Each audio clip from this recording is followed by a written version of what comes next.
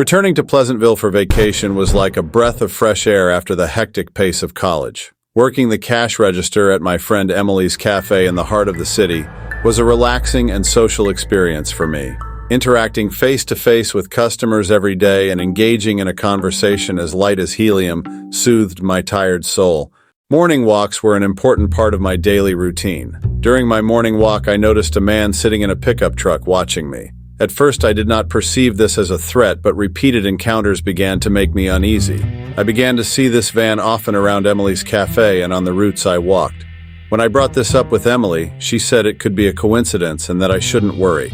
One night, I looked out my window and saw the famous truck standing in front of our garden. This was something I could no longer accept. After consulting my parents, we decided to report the situation to the town police. The police increased patrols in the city and analyzed the surveillance cameras around the cafe. The footage showed the man often hanging around the cafe and spending time in my neighborhood in particular. The police followed up on this information and questioned the man. The man claimed that he frequented the cafe and sometimes drank alcohol in the car in the vacant lot across the street from the cafe. The reason he was seen in front of Sarah's house at night was that he had drunk a little too much alcohol that night and had parked his car and fallen asleep there just in case.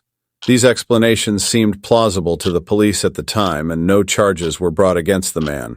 The police later released the man, and he did not face any charges. For 3 days, I didn't see the man or his truck in town, which was a relief, but I still felt uneasy. At the end of the 3rd day, my phone rang from an unknown number. The caller was not speaking, but I could hear him breathing on the other end of the line, which frightened me. I hung up and contacted the police again about the situation. Police said they will do their best to trace the number, but the process may take some time as it is a private number. I hoped that everything would return to normal after the incident, but my anxiety grew and grew. I was relieved not to see that man for 3 days, but that moment with the unknown number reignited my anxiety. The caller didn't speak, but that silent breath penetrated my soul. At first, I longed for a hot cup of coffee and a chat with my friends like in the old days, but stepping into the cafe reminded me of the unsettling situation I had experienced in the past, and fear replaced the peaceful atmosphere of my cafe. I preferred to stay at home for a few days, but there was something strange. The fact that no one asked about that man brought a silence that forced me to think about him all the time. Even when I locked my doors at home, every sound kept me awake. At night, the sounds outside, the howling of the wind or the distant car engine merged with the thoughts that gnawed at my mind and made my heart beat faster. Suddenly, one night I heard the sound of a truck's engine outside. I immediately looked out the window and saw the lights of the serpentines shining, but it was not the truck I expected. At that moment, I saw a shadow hanging on the garden wall. I turned around in panic and realized that there was someone moving in the shadows. I called the police in fear. The police said they were on their way, but my fear was growing. As I looked around carefully, I felt those quiet breaths echoing in my mind again. Finally, the police knocked on the door, but I was so scared that I didn't even think to open it. At that moment, I made a decision. I had to go somewhere where I felt safe. After a while, I realized that the town had lost its peace, and that this kind of tension had completely enveloped me. Every time I saw a person or a vehicle, a fear grew inside me. I began to lose hope that my life would go on as before, and I lost my attachment to the town. The town I had gone to for peace had become a place of anxiety. Over time, the fear I felt started to affect my life. Eventually, my family and I decided to move. We believed that we needed a fresh start in terms of education and work. Our search for a peaceful life took a new shape. We aimed to leave all the negative memories of the past behind and hoped for a more vibrant life in a new city than we were used to. With the support of my family, I decided to seek psychological support. The therapy process was quite challenging for me. It was not easy at first to accept the effects of the trauma I had experienced. However, as the days passed, I had the opportunity to express myself and face my feelings. During the therapy sessions, I started to understand how what I had experienced affected me. I was moving step by step on my inner world journey to find inner peace again. One day after a session with my therapist, she encouraged me. It is possible to get rid of the influence of the past by focusing on the future. Remember that you are a strong individual. These words created a spark in me. Instead of facing my fears, I decided to accept the shadows cast on me by the past and take steps to overcome them. I was in a new city, in a new social life that I was trying to get used to. While I was trying to make new friends, one day I was sitting in the library and saw a book about horrible events. Picking up the book and reading it gave me courage, and I felt the urge to share my experiences with everyone. I started writing, putting into words what I experienced and what I felt helped me to release all the emotions that had accumulated inside me. As the days passed, my anxiety started to decrease. I started to participate in social activities with my new circle of friends, and my life became colorful again. However, precious memories that I could not forget kept surfacing from time to time. Instead of running away from them, I learned to accept my weaknesses and fears. My name is Tamsin. I work as a cleaner at the university. I know that there is a lot behind this job that many people see as mundane. The journey of transformation I have been on has not been easy. Life has been instructive and multi-layered. After my divorce with my husband, my life changed completely. Every morning I drop him off at school and rush to work. There are moments at work when I feel lost in the busy agenda of both students and academic staff, but I can see the contradictions and worries in their eyes. My son Leo means everything to me. I work for his future and try to give him a good life, but the uncertainty I live in haunts me. The end of my relationship of many years shattered my heart. The difficulties I'm facing as I try to find myself again are weighing heavier and heavier on me every day. One student in particular caught my attention. At first I dismissed it as carelessness, but a few times I caught him directly. When our eyes met, I sensed that there was something behind his gaze. Although he was facing me at that moment, he immediately averted his gaze and walked away. This situation slowly started to create a restlessness in me. I started to feel this disturbing situation in my workplace more and more every day. In the corridors where I was cleaning, it was as if there was a watchman following me every step of the way. I had difficulty focusing on my work and felt uneasy. I thought of sharing this situation with the management, but the fear of, what if I have a problem because of her family, appeared in my mind. One day, while walking in the schoolyard between classes, I came face to face with him once again. His eyes were focused on me in the crowd. There was a brief exchange of glances. Gathering my courage, I went up to him and asked, "Why are you following me?" As the son of a wealthy businessman, he had a spoiled and confident demeanor. "Maybe I like you," he said, answering my question with a slight smile. Then he quickly added, "Of course not. This is a school. Everyone can see each other." His answer caused me great distress. I smiled and tried to maintain a serious demeanor, which made me uncomfortable, and at the same time increased my uncertainty. I wondered how I would deal with this situation in the coming days. There were only 2 weeks left in the school semester. Summer vacation was approaching, but my work would continue. One day when I finished work, I was waiting at the bus stop. It was a bit windy. I saw him there again, standing in his sports car. But this time, he was engrossed in his phone and wasn't looking at me. I didn't want to wait any longer. Feeling uncertain, I walked away before the bus arrived. Inside, I wondered why his presence was so disturbing. I had hoped to put it behind me when we went on vacation, but I couldn't get it out of my mind. 3 days after the end of the school year, I was surprised to see the flower left on my doorstep. Then I thought about the child, and the uncertainty and anxiety I felt about that child reappeared. Who knows? Maybe it was a sign of fear or a threat. I didn't want to solve this situation on my own. I was afraid of making a mistake. It seemed strange to me that the boy I had stood in front of just a few days ago, the boy who had ignored me, was now leaving flowers on the doorstep of my house. To ease my anxiety, I decided to call a teacher at school and a close friend. When I spoke to the teacher, I told her clearly who had sent the flower, why I was scared, and how I felt. She listened carefully and encouraged me on how to behave in such situations. Understandingly, she acknowledged that the situation was sensitive for me and said that we could revisit the situation if necessary. The police went to the boy's house and questioned him. He said he hadn't left the flower and didn't know, but admitted that he had called me on the phone. "I was drunk. I called a few other people. I was unconscious at the time," he explained. The police said they understood the seriousness of the situation and would take the necessary measures. The boy's family also took the situation seriously and contacted me. They apologized and said, "We will take the necessary steps." After all these developments, I decided not to file a complaint. The uncertainty was still there, but I was trying to make the best decision to end the situation. I didn't see any sign of him until school started. But on the first day after school started, I heard that slanderous lies about me had started spreading at school. A female student had said that I was with him. I was very angry when I learned that these lies were being spread at school as if they were true. Being subjected to such slander and losing my reputation at the school where I worked as a cleaner hurt me deeply. I could not accept the injustice I was experiencing. I had some money saved, which I was saving for my child's education. However, in order to overcome this situation, I decided to quit my job at the school and move to another city.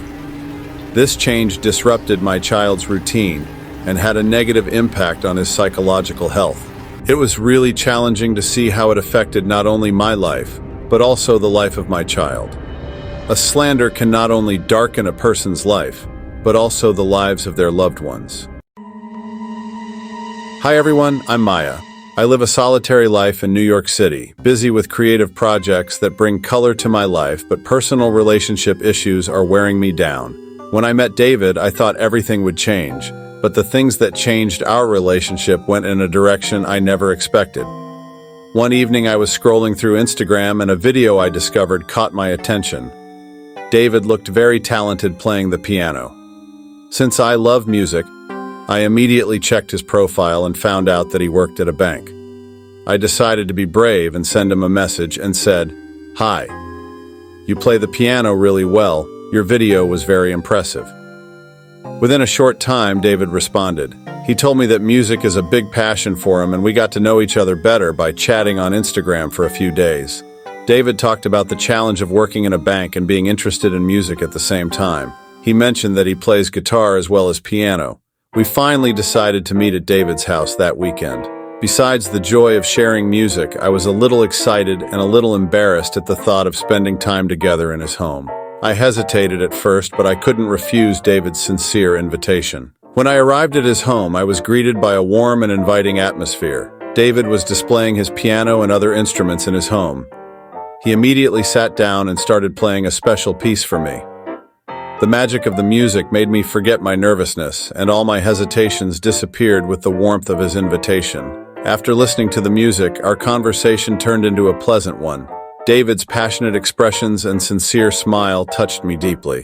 The tension between us gradually disappeared and I became intrigued. During the interview, David described himself as having a devilish character. On the one hand, this statement seemed cynical, but on the other hand, it reflected his depth, charisma, and passion. I was moved by the courage in his stories. Throughout the night, we had an in-depth communication, from music to conversation, from memories to dreams. I realized that a feeling of love had sprouted in my heart for him. These moments with him were drawing me to him more and more with each passing minute. At the end of the meeting, I realized that I couldn't hide my feelings any longer. What I feel for you is something more. Maybe I'm falling in love, I said, boldly expressing my feelings. David looked at me with a puzzled expression, but then smiled and said that the feeling was mutual. At that moment, I realized that our connection was not just a friendship, but had the potential to grow into a deep relationship.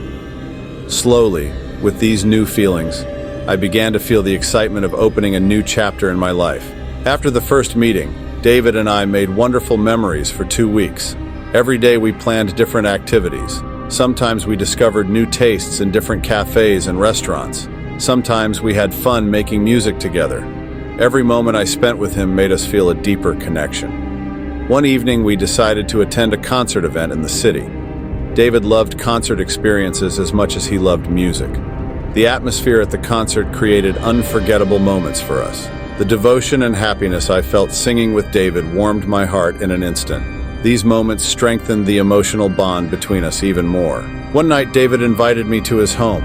At that moment, I felt a surge of excitement in my heart, thinking that this time something might be different. He had prepared an intimate dinner at his home, and after dinner we listened to some wonderful music. As the night progressed, the warmth and attraction between us grew. The depth and charisma in David's eyes captivated me again, and my emotions intensified. Finally, captivated by the moment, we moved closer to each other, and I felt that our hearts shared the same rhythm. Living that moment together made us feel even closer. The passion and love we felt throughout the night deepened our bond and made it an unforgettable experience.